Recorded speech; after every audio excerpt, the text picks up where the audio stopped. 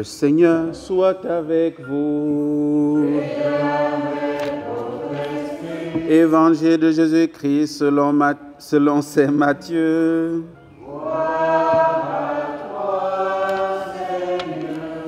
En ce temps-là, les disciples s'approchèrent de Jésus et lui dirent « Pourquoi leur parles-tu en parabole ?» Il leur répondit « À vous, il est donné de connaître les mystères du royaume des cieux, mais ce n'est pas donné à ceux-là. À celui qui a, on donnera, et il sera dans l'abondance. À celui qui n'a pas, on enlèvera même ce qu'il a. Si je leur parle en parabole, c'est parce qu'ils regardent sans regarder et qu'ils écoutent sans écouter ni comprendre. Ainsi s'accomplit pour eux la prophétie d'Isaïe. Vous aurez beau écouter, vous ne comprendrez pas. Vous aurez beau regarder, vous ne verrez pas. Le cœur de ce peuple s'est alourdi.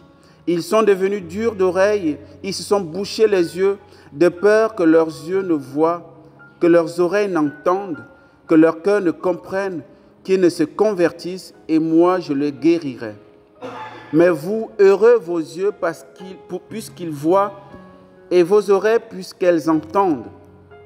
Amen, je vous le dis, beaucoup de prophètes et de justes ont désiré voir ce que vous voyez et ne l'ont pas vu, entendre ce que vous entendez et ne l'ont pas entendu. Acclamons la parole de Dieu. Alléluia, alléluia.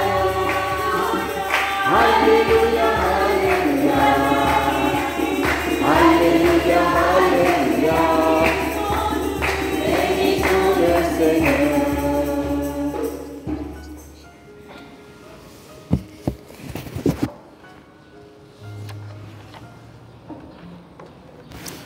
Il y a des paroles dans l'Écriture qui sont parfois difficiles à comprendre. À celui qui a, on donnera, et il sera dans l'abondance. À celui qui n'a pas, on enlèvera même ce qu'il a. Frères et sœurs, nous avons un texte dans lequel nous sommes en présence de deux groupes de personnes qui suivent Jésus ou qui sont des auditeurs de Jésus. On a les disciples à qui Jésus dit « À vous, il vous est donné de comprendre, de connaître les mystères, n'est-ce pas, du royaume des cieux. » Il y a d'autres à qui il est dit, Jésus dit « Ce n'est pas donné à ceux-là. » La première chose à retenir, c'est d'abord, c'est un don de Dieu. Connaître les mystères de Dieu, ce n'est pas par nous-mêmes, ce n'est pas par la force de notre raisonnement ou notre capacité d'observation que nous arrivons à percevoir les mystères de Dieu ou alors en saisir le sens. C'est un don de Dieu. À vous, il est donné de connaître. C'est la gratuité, c'est le bon vouloir du Père de nous donner de connaître les mystères de Dieu. Et le mystère par excellence, c'est le Christ lui-même. Et Jésus disait, nul ne peut venir à moi si le Père ne l'attire. Voilà, donc il faut vraiment une prescience, une initiative première de Dieu pour que nous puissions rencontrer le mystère de Dieu. Mais il y a une attitude, il y a une disposition qui est fondamentale à l'accueil de ce mystère de Dieu. Et c'est ce qui manque le plus à ceux à qui cela n'est pas donné. Parce que les disciples, qu'est-ce qu'ils ont fait pour pouvoir avoir accès au mystère du royaume des cieux? Rien de spécial. Apparemment, bien sûr. Les autres, pourquoi ils n'ont pas accès à ces mystères? Il est dit, on a quelques éléments suivant, n'est-ce pas, la suite du texte. Jésus dit, c'est parce qu'ils regardent sans regarder. Ils écoutent sans comprendre. Et là, on a l'impression qu'il y a une attitude active, entre guillemets, de ne pas voir, Il y a un choix délibéré de ne pas voir. Il ne s'agit pas des aveugles, hein. Il s'agit des personnes qui voient. Il s'agit des personnes qui entendent. Mais il est dit, ils regardent sans regarder. Autrement dit, ils font semblant. Parce que s'ils regardent et qu'ils ne regardent pas bien, qu'ils ne voient pas, ça veut dire que, voilà, il y a deux attitudes possibles pour ces personnes qui regardent sans voir. Soit ces personnes se couvrent le visage. Ça, c'est un empêchement actif, évidemment, aussi. On se couvre le visage pour ne pas voir, soit on baisse le regard. Ou alors on se détourne de l'objectif. Et ce sont ces personnes-là qui regardent sans voir, ou bien sans regarder, qui écoutent sans comprendre. Finalement, ça veut dire quoi? C'est un manque de confiance. Parce que les apôtres, les disciples, à qui il est donné de connaître les mystères du royaume, qu'est-ce qu'ils ont fait? Ils ont tout simplement accepté de suivre celui qui les a appelés. Ils ont accepté de tout lâcher pour suivre celui qui a dit « Venez à ma suite ». Ils ont accepté de regarder dans la direction de celui qui est venu à leur rencontre. Ils ne se sont pas cachés, ils n'ont pas baissé les yeux, ils n'ont pas fermé les yeux avec les mains. Quelque part, ils ont une attitude, j'ai envie de dire, naturelle, qui, à mon sens, signifie, parce qu'on dit, à celui qui a, on donnera et il sera dans l'abondance. Qu'est-ce que les apôtres ou bien les disciples de Jésus avaient pour pouvoir recevoir en abondance? Ils avaient la bonne volonté. Ce qu'ils avaient, c'est leur bonne volonté. C'est-à-dire, c'est une attitude naturelle, leur oui. Tout simplement, ils se sont laissés faire par la grâce de Dieu. Et parce qu'ils ont choisi, en fait, ils ont décidé de se laisser faire par la grâce de Dieu, alors ils peuvent recevoir en surabondance. Ceux qui regardent sans voir ou sans regarder, ce sont ceux qui se voilent le visage ou alors baissent les yeux et du coup, il manque cette bonne volonté qui est la disposition nécessaire pour accueillir la grâce de Dieu.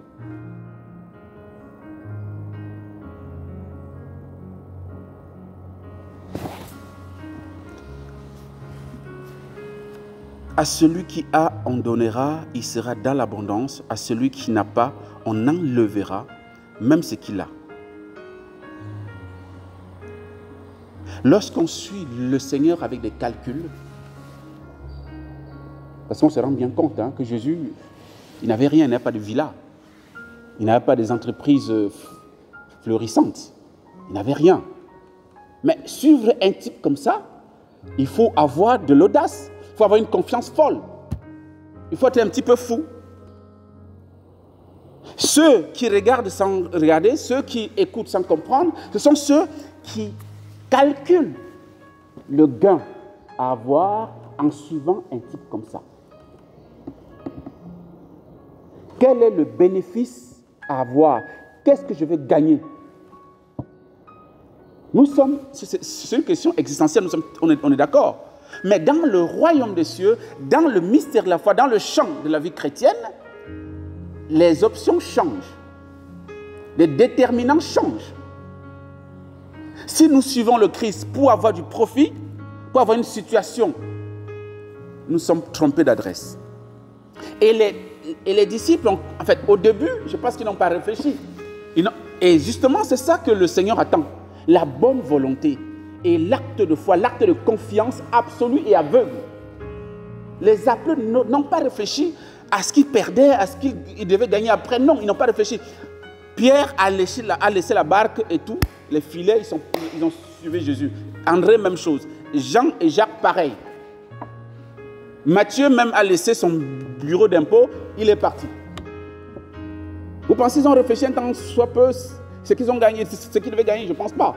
Ils n'ont pas eu le temps de réfléchir. Ils sont partis avec l'élan du cœur. Ils ont accepté l'appel du Seigneur de manière folle et confiante. Ils sont partis. La preuve, c'est que vous vous souvenez, il y a un passage, je ne sais pas si c'est dans Luc 18, où Saint Pierre dit, mais Seigneur, nous avons tout quitté. On a quitté travail, maison, femme, enfant, parents, tout ça, machin, pour te suivre. Mais attends, nous, si vous voulez, après coup, il se rend compte que, mais attends, finalement, on a tout lâché là, et puis on a suivi, c'est Jésus. Mais où est-ce qu'on va là? Sur quoi on s'accroche? C'est une question normale, quelque part. À un moment donné, il faut se réveiller. Mais attends, je t'ai suivi. Et ça arrive à nous tous. Hein? Parfois, on se dit, mais après 15 ans de vie religieuse, 20 ans de vie religieuse, 30 ans de vie religieuse, on se dit, mais attends, voilà, je m'appuie sur quoi là? On peut être en crise par rapport à ça. On peut dire, est-ce que j'ai un compte bancaire fourni? Est-ce que j'ai ceci? Est-ce que j'ai réalisé ça? Non, non. Voilà, à un moment donné, ça peut arriver. Et ça doit arriver même. Mais vous vous souvenez de la réponse de Jésus. Vous qui avez tout quitté pour me suivre, je vous promets le centuple à partir de cette terre et la vie éternelle. Le centuple, c'est selon Jésus, c'est selon Dieu. Ce n'est pas selon nous. Il ne s'agit pas que je me débrouille à avoir voilà, ce que je dois avoir. Non. Là, ça veut dire que cette fois-là, je me bouche les oreilles. Je ferme mon cœur à la compréhension du mystère de Dieu qui est plus grand que le bien matériel que je vise.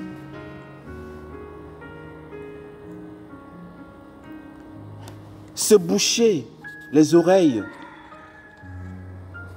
fermer ses yeux ou bien regarder sans voir, c'est déconnecter de la source de vie. La finale de la première lecture est très édifiante. Il est dit,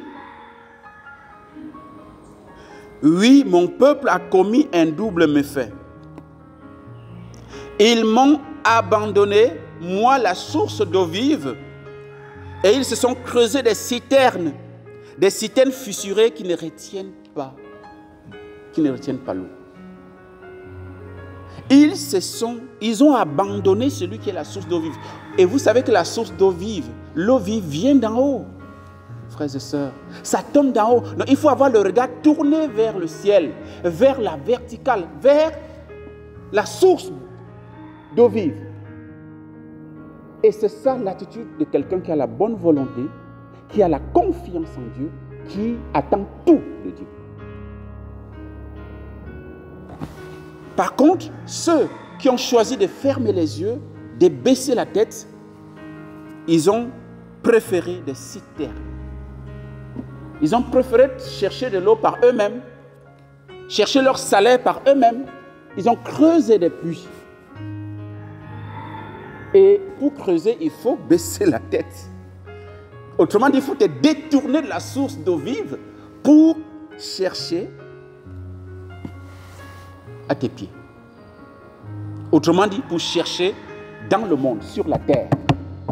Pour chercher le bien de la terre, pour s'attacher au bien de la terre. C'est ce qui est arrivé.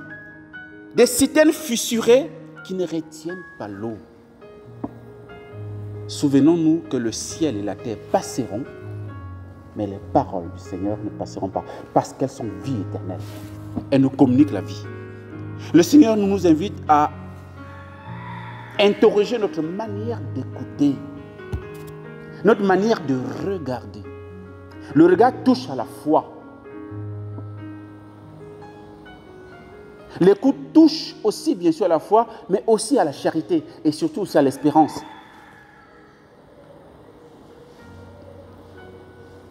Ceux qui regardent vers le bas, ce sont aussi ceux, frères et sœurs, qui s'attachent à leur tradition. Les pharisiens et les scribes ici, qui sont indexés, ce sont ceux qui s'attachent à la loi. Jésus est en train de faire bouger les lignes. Ils ne sont pas d'accord, leur tradition, leur loi, il ne faut pas bouger. Ils s'accrochent à ça.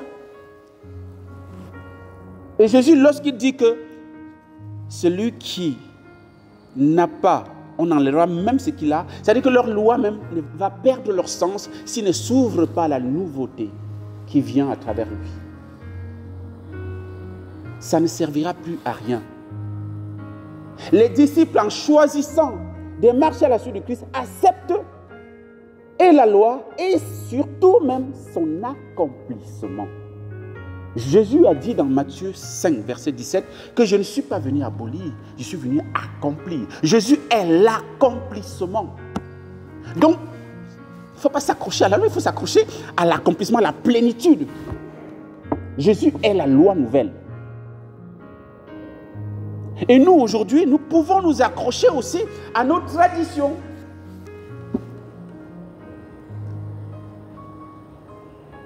On a toujours fait comme ça.